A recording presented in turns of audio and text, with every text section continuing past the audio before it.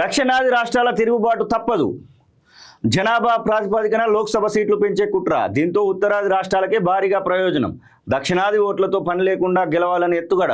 జనాభా నియంత్రణ పాటించిన దక్షిణాదికే శిక్ష. ఇప్పటికే పన్నుల వాటాలో తెలంగాణకు అన్యాయం. మేము రూపాయి ఇస్తే 42 పైసలు వెనక్కి వస్తోంది. బీహార్కు ₹7.60, యూపీకి 3 ఇస్తున్నారు, ₹3 ఇస్తున్నారు. మోదీ కుట్రను ఖచ్చితంగా తిప్పికొడతాం. ఇతర భాషలను బలవంతంగా రుద్దితే ఊరుకోం.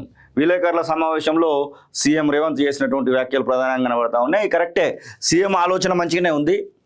దక్షిణాది రాష్ట్రాలైనటువంటి తమిళనాడు, కర్ణాటక, కేరళ, పక్కన ఉన్నటువంటి ఆంధ్రప్రదేశ్ అన్ని రాష్ట్రాలు కనుక కలిసి వచ్చినట్టే ఉంటే మాత్రం ఇది ఉపయోగపడేటువంటి అవకాశం ఉంది. దక్షిణ భారతదేశంలో ఉన్నటువంటి రాష్ట్రాలన్నింటికి కూడా దక్షిణాది రాష్ట్రాలకు పార్లమెంట్ సీట్లను పెంచకుండా శిక్షించడానికి కేంద్రంలోని బీజేపీ ప్రభుత్వం కుట్ర చేస్తుందని ముఖ్యమంత్రి రేవంత్ రెడ్డి ఆరోపించారు.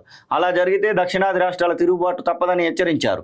దక్షిణాది సీట్లు తగ్గవంటూ అమిత్ షా చెబుతున్నారని పెంచబోమన్న లాజిక్ అందులో కనబడుతుందని వ్యాఖ్యానించారు. ఉత్తరాది అంటే బీహార్, మధ్యప్రదేశ్, రాజస్థాన్, యూపీ రాష్ట్రాలకు సీట్లు పెంచుకొని శాశ్వతంగా అధికారంలో ఉండాలని బీజేపీ పన్నాగం పండిందని ఆరోపించారు. కేంద్రం సూచనలు పాటిస్తూ జనాభాను నియంత్రించినందుకు దక్షిణాది రాష్ట్రాలను శిక్షిస్తున్నారని ఆగ్రహం వ్యక్తం చేశారు. ఈ కుట్రను తప్పకుండా తిప్పికొడతామని ప్రకటించారు. శుక్రవారం గాంధీ భవన్లో మాట్లాడినటువంటి రేవంత్ రెడ్డి మాటలు ఇవి చూస్తా ఉన్నాం. మొత్తం మీద రేవంత్ రెడ్డి ఈ యొక్క ఆలోచన చేసి ఈ 5 రాష్ట్రాలను కలుపుకొని ముందుకు పోతే మాత్రము అందరికీ ఉపయోగమే.